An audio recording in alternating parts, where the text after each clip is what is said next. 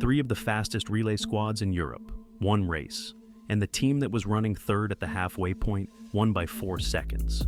This is the women's 4x400m relay, and before you watch the race, there is one number you need to carry into it.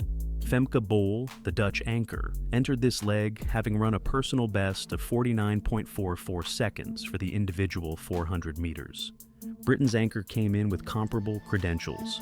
Germany's anchor had the fastest relay split on paper among the 3 teams coming into this competition. On individual time, the Dutch should not have dominated this leg, and yet the margin at the finish line will make you think the race was never close. Watch what happens in the first 120 meters after Bol receives the baton. Not the exchange, not the moment she catches the leaders, the first 120 meters. That is where this race is decided, and most viewers miss it completely because they are watching the wrong athlete at the wrong moment. Pay attention to where her competitors are when she begins to close. Watch closely from the gun. In deze finale over 4x400 meter start Nederland helemaal aan de buitenkant met Lieke Klaver.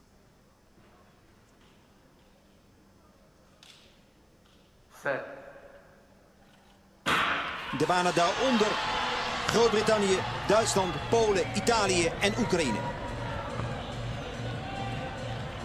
Klaver individueel 5e. De vrouw met zoveel snelheid in de benen. Ook zij heeft veel races dus gelopen al bij dit kampioenschap. En Klaver pakt de leiding. Daarachter Groot-Brittannië, Duitsland en Polen.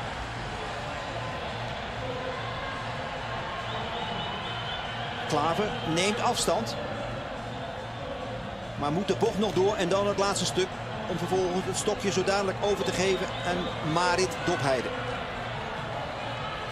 Engeland 2, Duitsland gaat naar 3. Daar staat klaar Marit Dopheide. Ze pakt het stokje goed aan en heeft dan Jodie Williams achter zich. Williams, de nummer 3 uit de individuele finale. Heeft meer snelheid, gaat voorbij Marit Dopheide. Dopheide moet haar eigen race lopen.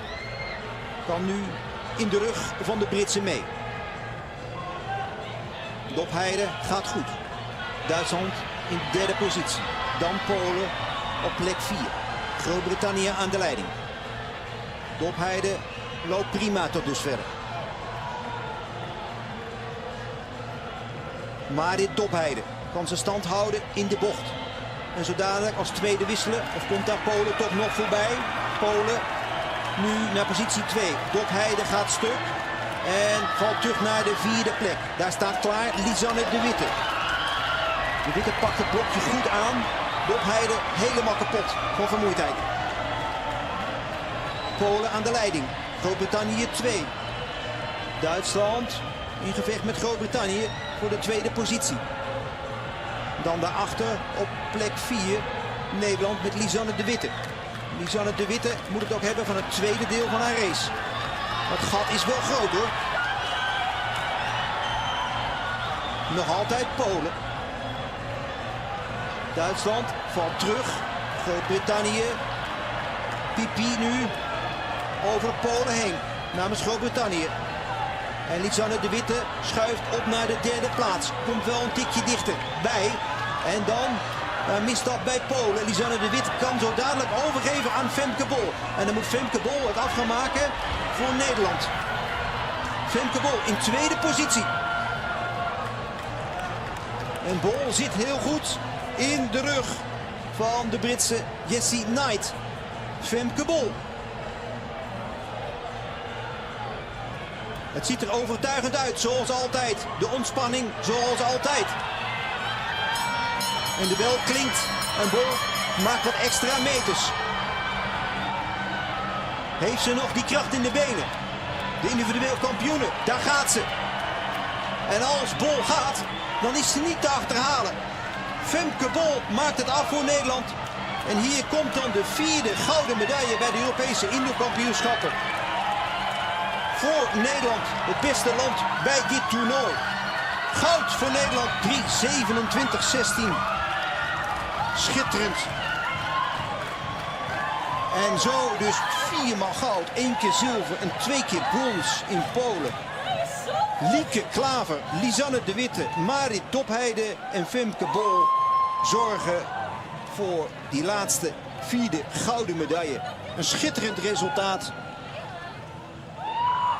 3:27:15 is dan ook nog eens een keer een kampioenschapsrecord. Dat geeft het nog meer glans. Het zegt veel over de geweldige prestatie van die Nederlandse 4x400 vrouwen. Wat mooi, ook voor Lieke Klaver. Individueel net tekort gekomen in die finale. Wat mooi voor de Witte en Dopheide. En natuurlijk Femke Bol. Individueel goed voor goud op de 400 meter en nu ook met de 4x400. 4 seconds. That is the margin that separated the Netherlands from the rest of the field in the women's 4x400-meter relay. 4 seconds sounds comfortable until you understand what Femke Bol did in the final leg to manufacture that gap out of almost nothing.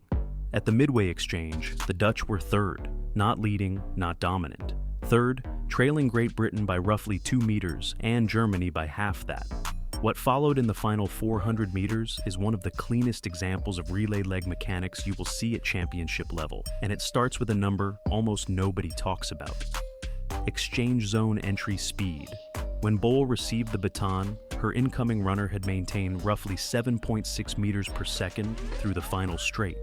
That is fast, but Britain's anchor received her baton at a comparable pace, and Germany's runner had a clean handoff too. On paper, all 3 legs entered their final 400 simultaneously competitive. So, why didn't the faster individual times win the race? The answer is in the first 80 meters. Bol's opening drive phase covered roughly 80 meters in 10.4 seconds. That is not a sprint start.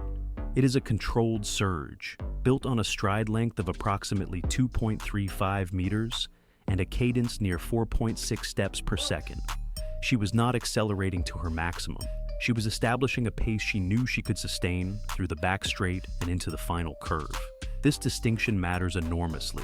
A relay anchor who opens too fast will hemorrhage time in the third 100. Bol's split structure was roughly 12.1, 13.0, 13.4, 12.3 across the 4 segments of her leg. A controlled middle with a strong closing 100. That closing segment is where the race was decided. Here is what is most surprising about how Bol runs a relay leg compared to her individual 400-meter profile. In her individual race, she typically runs a 12.4 first 100, followed by a 13.2 second 100. In relay contexts, she consistently opens roughly 0.3 seconds more conservatively on the first 100. That appears to cost the team time. It does not. What it does is preserve the mechanical efficiency of her back straight, where her stride length increases to approximately 2.45 meters as she reaches top speed near the 150-meter mark. Her peak velocity on the back straight registers around 8.8 meters per second. Britain's anchor peaked near 8.6 meters per second at the same point, but was already beginning the deceleration curve that comes from opening too aggressively. The obstacle Bol faced was not the competition. It was the position. Receiving the baton in third means running into a tactical situation where the instinct is to surge immediately, close the visual gap, respond to the crowd and the scoreboard. Most relay runners do exactly that. Bol did not. Her first 150 meters maintained the same mechanical pattern, whether she was in first or in third. She held her acceleration structure, trusted the model, and waited for the physics to work.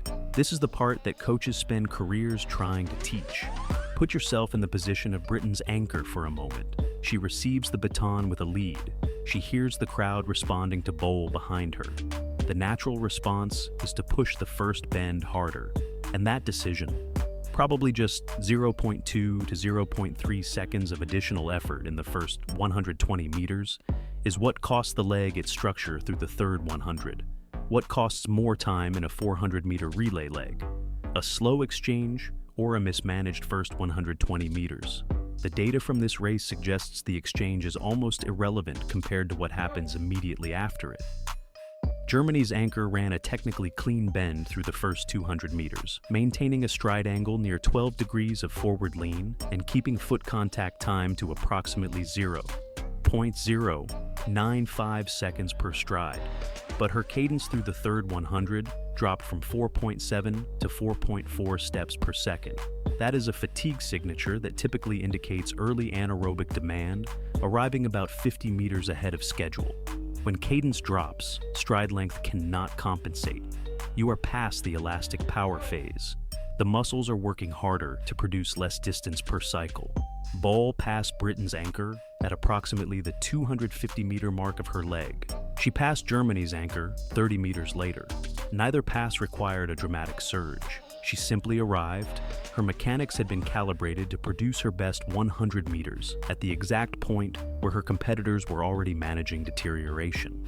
Here is the take that may be unpopular. The result of this relay was not primarily about Femke Bol's talent. It was about the Dutch coaching staff building a leg assignment model around her physiological ceiling. Bol is not the fastest anchor in European relay history on raw 400-meter potential. She is possibly the best constructed relay anchor in terms of how her pacing model fits the leg structure. That is a team decision, an analytical decision, made well before the starting gun. Credit for this performance belongs as much in a coaching office as on the track.